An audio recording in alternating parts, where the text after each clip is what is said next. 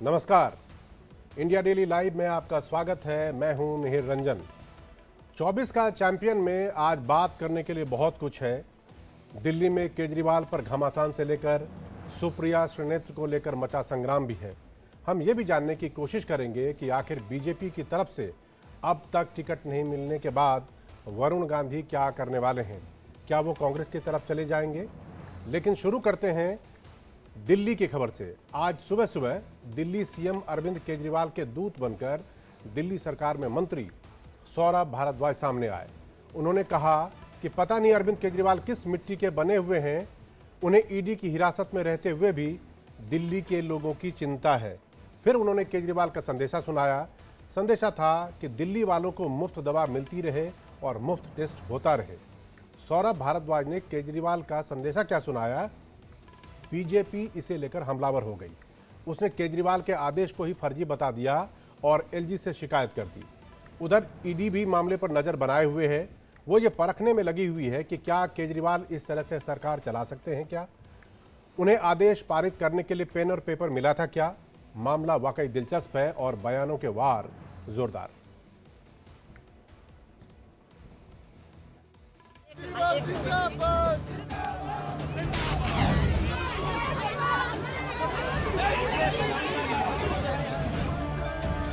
पता नहीं किस मिट्टी से बने हैं कि आज हिरासत में हैं तो भी दिल्ली के लोगों के स्वास्थ्य की चिंता है कि दिल्ली के अंदर सूवेज और जल की प्रॉब्लम है। हेल्थ मिनिस्टर को ये नहीं पता कि दवाइयों की प्रॉब्लम है, लेकिन अरविंद केजरीवाल जो ईडी कस्टडी में है वो नौटंकी कर रहे हैं। दिल्ली की राजनीति में हर रोज एक नया अध्याय जुड़ता जा रहा है। ईडी की जेल में बंद दिल्ली के मुख्यमंत्री अरविंद केजरीवाल जेल से सरकार चलाने के चक्कर में रोज नए नए विवाद खड़े कर रहे हैं।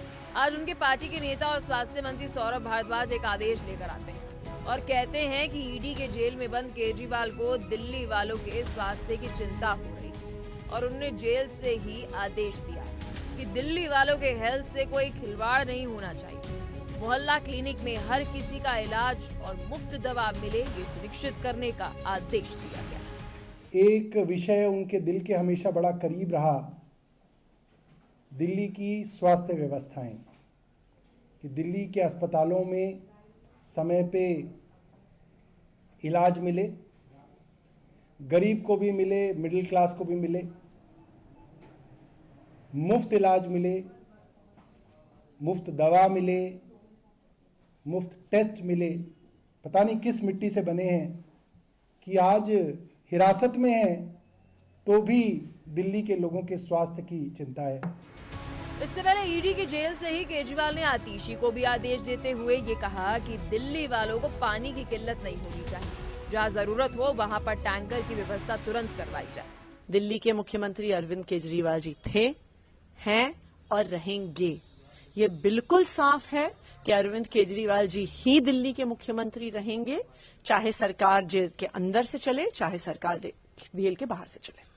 केजरीवाल के इस ड्रामे को बीजेपी भी बखूबी समझ रही है, लिहाजा बीजेपी ने इस पर अपना स्टैंड ले लिया है। बीजेपी ने केजरीवाल के इस आदेश को लेकर तुरंत एलजी के पास पहुंच गई और साफ साफ कह दिया कि केजरीवाल आदेश एक फर्जी वाड़ा है, क्योंकि जेल में रहकर वो किसी पेपर पर साइन नहीं कर सकते। 9 साल तक मुख्यमंत्री रहे अरविंद केजरीवाल जी, 9 साल तक तो उन्होंने ऑर्डर पास नहीं किया। अब जल मंत्री को नहीं पता कि दिल्ली के अंदर सूवेज और जल की प्रॉब्लम है, हेल्थ मिनिस्टर को ये नहीं पता कि दवाइयों की प्रॉब्लम है, लेकिन अरविंद केजरीवाल जो ईडी कस्टडी में है वो नौटंकी कर रहे हैं। मैंने आज एलजी साहब से रिटर्न में कंप्लेंट दी है, ईडी डायरेक्टर को कंप्लेंट दी है कि जो फोर्ज लेटर उन्होंने प्रोड्यूस की थी उसके ऊपर इन पे कार्रवाई हो। अरविंद केजरीवाल दिल्ली की राजनीति को अच्छी तरह से समझते हैं। उन्हें पता है कि दिल्ली वालों की भावनाओं के साथ कैसे खेलना चाहिए। अरविंद केजरीवाल ने दिल्ली की सत्ता पर कांग्रेस का विरोध कर कब्जा किया था। आज उसी कांग्रेस के साथ हाथ में हाथ मिलाकर चुनावी मैदान में उतरे हैं। उन्हें लगता है कि दिल्ली की जनता को मुफ्त वाली अफीम चटाकर लोकसभा चुनाव में सभी सीटों पर कब्जा कर ले। लेकिन शायद वो भूल गए हैं कि जनता है ये सब जानती है। जनता को ये समझ में आ रहा है कि जेल में बंद मुख्यमंत्री दिल्ली क्या अपने घर की सरकार को नहीं चला सकते। केजरीवाल बार बार दिल्ली वालों को ये जताने की कोशिश कर रहे हैं कि उनकी रातें भले ही ईडी के जेल में कट रही हैं, लेकिन उनका दिमाग सिर्फ और सिर्फ दिल्ली वालों के बारे में सोच रहा है। बीजेपी और आम आदमी पार्टी के बीच लड़ाई सिर्फ जुबानी नहीं है। आज दिल्ली की सड़कों पर अलग अलग जगहों पर दोनों पार्टियों के कार्यकर्ता प्रदर्शन और हंगामा करते दिखे। लगता नहीं है कि चुनावी मौसम में ये तस्वीरें थमने वाली हैं, क्योंकि केजरीवाल ने तो खुला ऐलान कर रखा है कि वो जेल से ही सरकार चलाने वाले।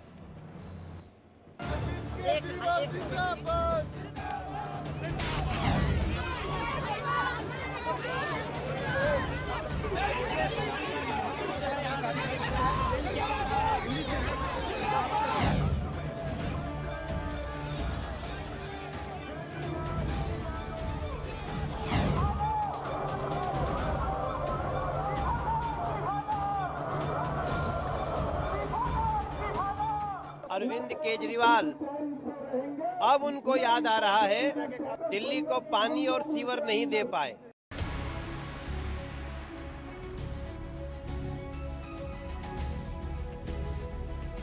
जेल से सरकार चलाने में दिल्ली की जनता का अहित हो रहा है।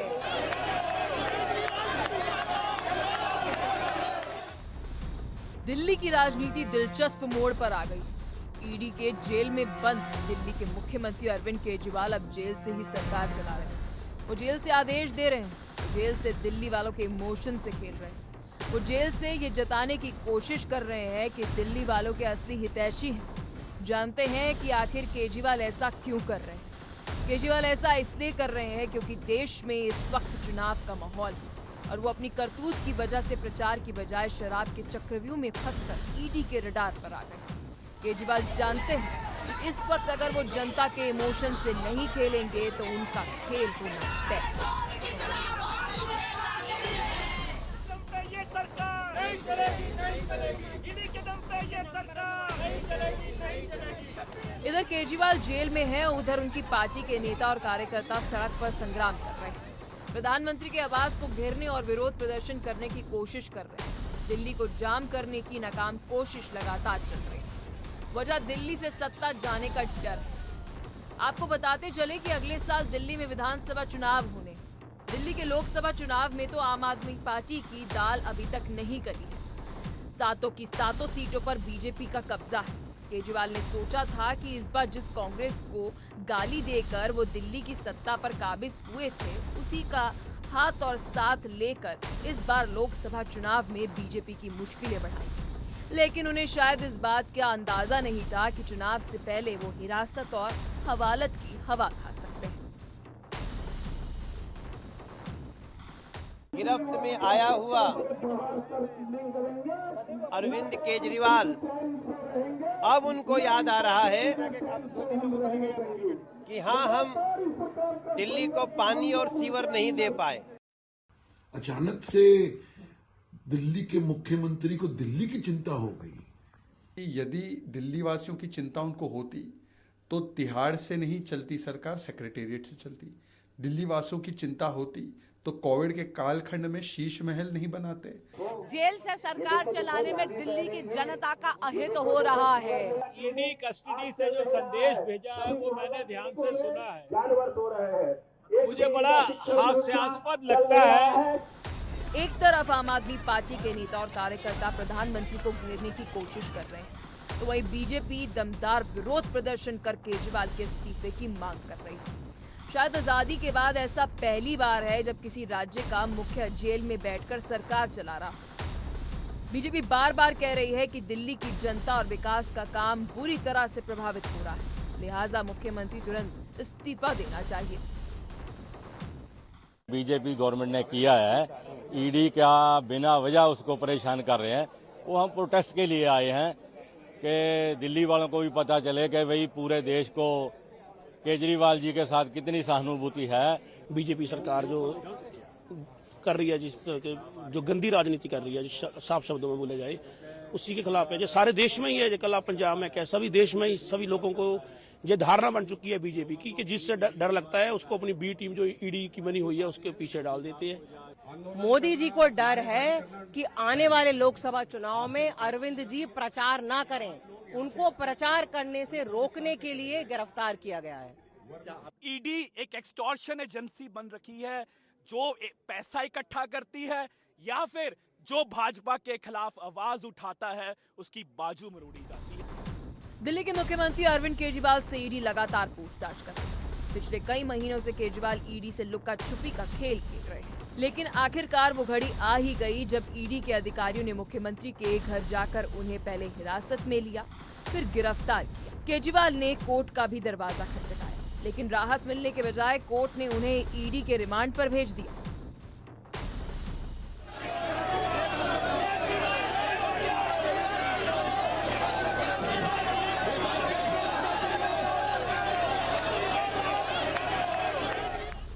केजरीवाल जो पहले ही कहते आ रहे हैं कि वो जेल से ही सरकार चलाएंगे, अब जेल से आदेश दे रहे हैं। केजरीवाल ने 2 बड़े आदेश दिए। पहला आदेश उन्होंने जल मंत्रालय को दिया, जिसकी मंत्री आतिशी है, और कहा कि दिल्ली वालों को पानी की किल्लत ना हो, ये पूरा ख्याल रखा जाए। उन जगहों पर टैंकर की तुरंत व्यवस्था की जाए जहां पानी नहीं पहुंच पा रहा है। इसके एक दिन बाद उन्होंने स्वास्थ्य मंत्री सौरभ भारद्वाज को आदेश दिया कि मोहल्ला क्लिनिक में दिल्ली वालों का मुफ्त इलाज सुनिश्चित किया जाए। दवाओं और इलाज के लिए दिल्ली वाले परेशान ना हो, इसका पूरा ख्याल रखा जाए। यहाँ दिल्ली वालों के इमोशन से केजरीवाल पूरी तरह से खेल रहे हैं। केजरीवाल को भी पता है कि यही मौका है जब वो जनता को मूर्ख बनाकर अपना उल्लू सीधा कर सकते हैं। ये इसलिए भी कहा जा रहा है कि जिस भ्रष्टाचार का विरोध उन्होंने दिल्ली की गद्दी पर कब्जा किया, जिस पार्टी का विरोध कर वो दिल्ली की सत्ता तक पहुंचे, आज उसी भ्रष्टाचार और उसी पार्टी के साथ मिलकर चुनाव लड़ रहे हैं। यानी साफ है कि दिल्ली की जनता को केजरीवाल मूर्ख समझते हैं। केजरीवाल भले ही अपनी रणनीति के हिसाब से चुनाव को अलग रंग देने की कोशिश कर रहे हो, लेकिन वो शायद भूल गए हैं कि ये साल 2012 नहीं, ये साल 2024। राजनीति की दशा और दिशा पिछले 10 सालों में बिल्कुल बदल गई है। अब देखना बहुत दिलचस्प होगा कि केजरीवाल की जेल से सरकार चलाने की इस रणनीति का लोकसभा चुनाव पर क्या असर पड़ता है। असल में केजरीवाल ईडी की हिरासत से सिर्फ सरकार नहीं चला रहे हैं, बल्कि वो एक इमोशनल कार्ड भी खेल रहे हैं। और इसीलिए आज जब सौरभ भारद्वाज उनका मैसेज लेकर सामने आते हैं तो वो कहते हैं कि पता नहीं केजरीवाल किस मिट्टी के बने हुए हैं कि उनको हिरासत में रहते होने के बावजूद चिंता अगर है तो सिर्फ दिल्ली के लोगों की। अरे सौरभ भारद्वाज साहब, आपको समझना चाहिए कि वो अभी भी दिल्ली के मुख्यमंत्री हैं, तो उनको चिंता होना लाजमी है। बहरहाल समझिए कि उनको कहा क्या, जो वाया सौरभ भारद्वाज मैसेज आया है कि दिल्ली वालों को मुफ्त दवा मिलती रहे, सिर्फ मुफ्त दवा ही नहीं मिले बल्कि मुफ्त में उनका टेस्ट भी होता रहे। फिर उसके बाद ये कहा कि दिल्ली वालों की सेहत की उनको बहुत चिंता है, इसीलिए तो दवाई और टेस्ट की बात हो रही है, और मोहल्ला क्लिनिक में दवाई और टेस्ट की कोई कमी नहीं रहे, लोगों को सुचारू तरीके से ये मिलता रहे। अब ये तो केजरीवाल का मैसेज था। अब देखिए ईडी की नज़र वहाँ पर कैसे किस तरह से है। ईडी ये सोच रही कि क्या जेल में रहते हुए इस तरह के आदेश जो वो दे रहे हैं या जो कागजात पर काम कर रहे हैं वो पीएमएलए के दायरे में आता है या नहीं आता है। दूसरी बात यह है कि अगर वो ईडी की हिरासत में हैं तो हिरासत में होने के बावजूद क्या कोई आदमी फाइल पे साइन कर सकता है, ये भी बड़ा इंपॉर्टेंट मसला है। तीसरी बात कि जेल में रहते हुए जो जेल मैनुअल है उसके मुताबिक शायद ऐसा कहा जा रहा है कि किसी को भी पेन और पेपर नहीं दिया जा सकता। तो अगर पेन और पेपर नहीं दिया जा सकता तो केजरीवाल ने फाइल पे साइन कैसे किया होगा। ये साइन को लेकर एक अलग ही विवाद चल रहा है, वो भी मैं आगे बताने वाला हूँ।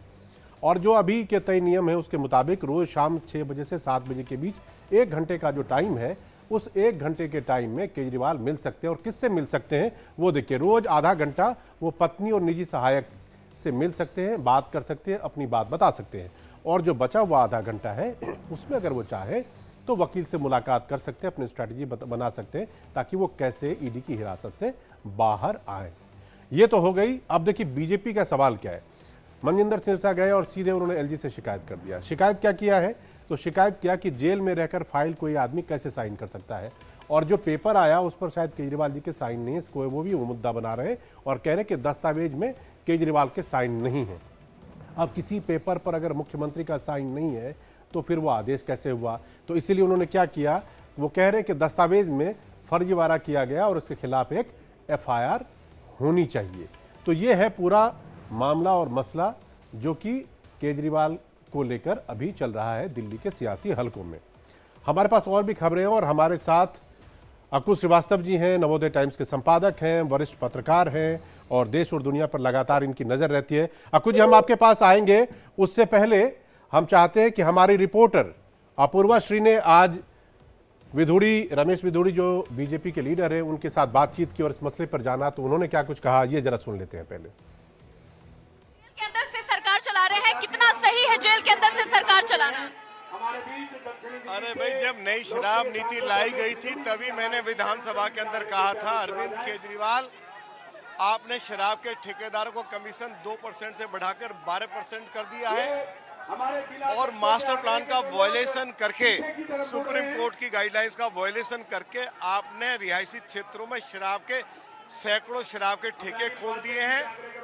आप इन ठेकों को बंद कराइए, इस नई पॉलिसी को वापस लीजिए।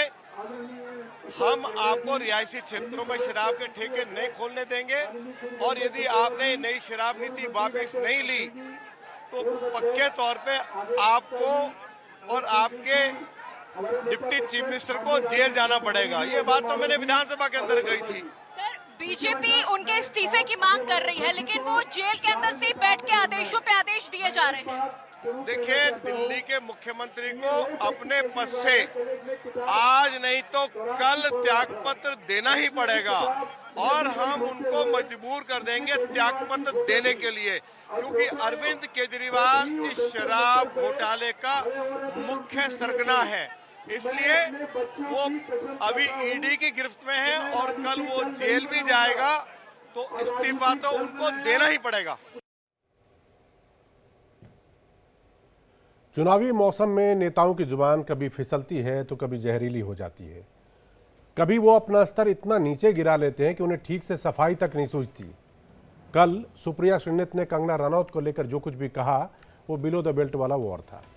सुप्रिया ने फौरन माफ़ी भी मांग ली और कहा कि वो ऐसा हरगिज नहीं कर सकती, उनके अकाउंट के साथ छेड़छाड़ हुई। लेकिन बीजेपी के लिए बयान किसी मुद्दे से कम नहीं है। वो तब से हमलावर है और अब से थोड़ी देर पहले बीजेपी के नेता अश्विनी वैष्णव और विनोद तावड़े इलेक्शन कमीशन गए थे, वहां उन्होंने शिकायत की। हमारे शो में सुप्रिया के बयान का जिक्र इसलिए ज़रूरी है क्योंकि सिर्फ सुप्रिया ही नहीं बल्कि दूसरे दलों के और भी कई नेता हैं जिन्होंने हाल फिलहाल में जिस तरह के जुबानी जहर का इस्तेमाल किया वो मर्यादा से कहीं नीचे था। कोई मोदी को गाली देने से बाज नहीं आया तो कोई मोदी समर्थकों को थप्पड़ मारने की सलाह देने से भी नहीं चूका।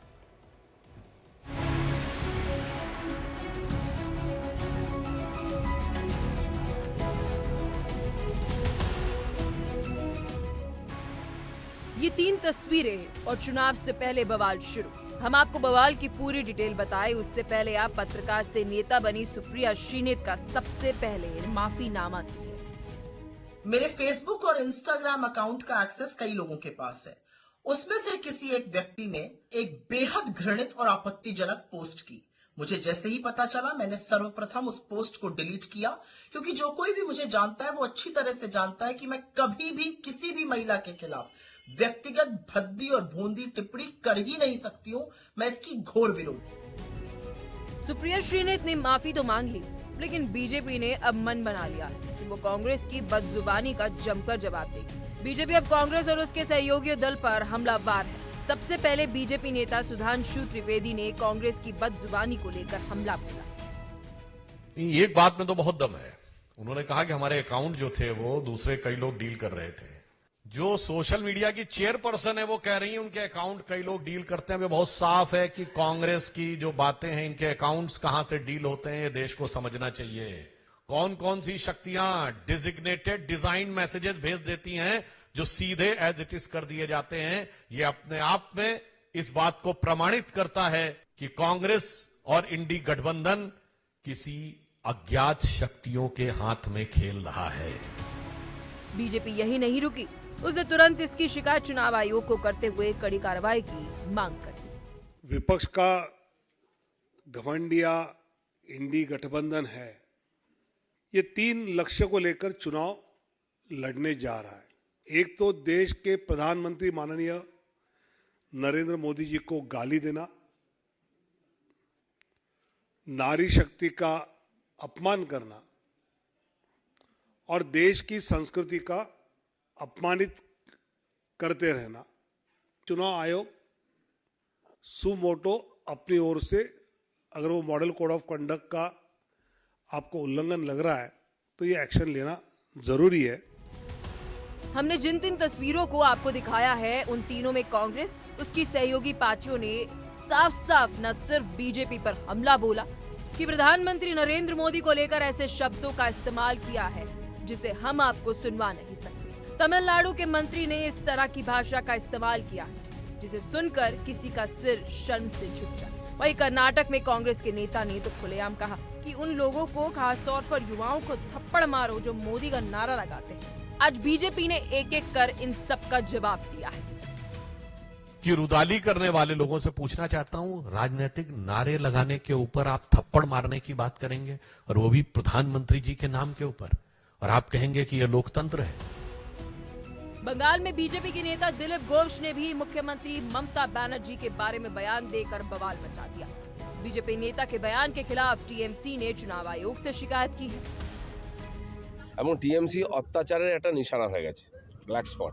তো সেখানে যারা আন্দোলনের মুখ ছিলেন, সময় তো আন্দোলনকারীকে সাপোর্ট করে, মমতা ব্যানার্জি আন্দোলন করেছেন, লোকে সাপোর্ট করেছে।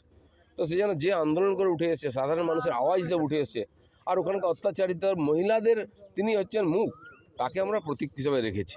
কারণ কি, ভদ্রলোকেরা, সজ্জনরা, বুদ্ধিজীবীরা তো সন্দেশখালী যায়নি। हम लोग एक प्रस्ताव दिए थे कि आप अभी आंदोलन स्थगित रखें, वोट में जो है आपके जो संप्रदाय है जो है सबको आप ये बताइए, और ये वोट की भाषा ये लोग समझते हैं तो उसी वोट बॉक्स के द्वारा जवाब दीजिए, और बाद में आंदोलन फिर भी चलेगा क्योंकि माफी अब तक नहीं मांगे ये लोग, और इसके लिए उनको कोई खेद भी नहीं है, यही बीजेपी को कोई खेद नहीं है। जैसे जैसे चुनाव नजदीक आ रहे हैं, नेताओं की जुबान फिसल रही है। ये जरूरी है कि नेताओं का बयान संयमित हो, भाषा की मर्यादा उन्हें नहीं भूलनी चाहिए, क्योंकि जनता नेताओं के बयान को भूलती नहीं है और चुनाव में उसका जवाब उन्हें जरूर देती है।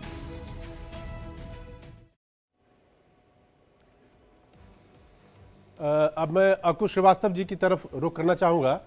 अक्कू जी, जैसे ही ये बयान सोशल मीडिया पे आया सुप्रिया श्रीनेत की तरफ से, फौरन उन्होंने माफ़ी मांग ली और कहा कि ये जानबूझकर मैंने नहीं किया है, मेरी ऐसी सोच ही नहीं है।